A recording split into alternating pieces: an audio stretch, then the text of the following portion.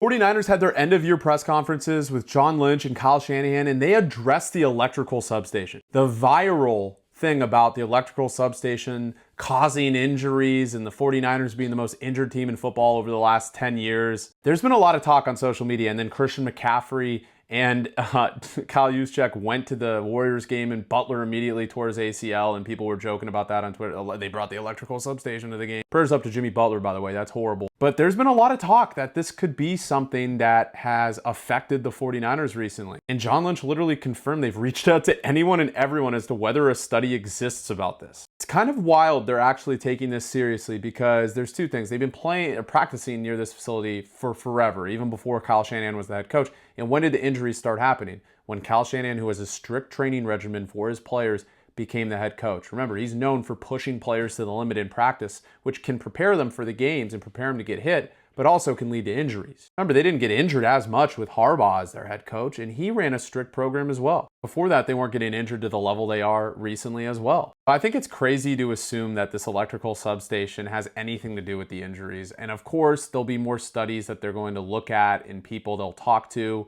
maybe move the practice field. But I just don't think there's any validity to this take that it causes injuries. I think it's the training regimen that Kyle Shanahan, it's not a coincidence that everybody's gotten hurt when Kyle Shanahan has been the head coach of the team and has this rigorous training regimen that he has for his players. Another thing they addressed in their press conference, and this is a whole separate conversation, but the Brandon Ayuk situation, I wish I knew, I can't help you there, and why it went the way it did. He said Brandon Ayuk stopped answering phone calls, the communication stopped completely, and Kyle Shanahan said he's never seen anything like that in 22 years of coach. Shanahan also added that it's safe to say Brandon Ayuk has played his last snap as a 49er. You guys know my thoughts on Brandon Ayuk. He quit on his team. I don't see how anybody could want him, even though he's in his prime. Kyle Shanahan also added he's really excited for Jordan James to be a key part of the offense in 2026.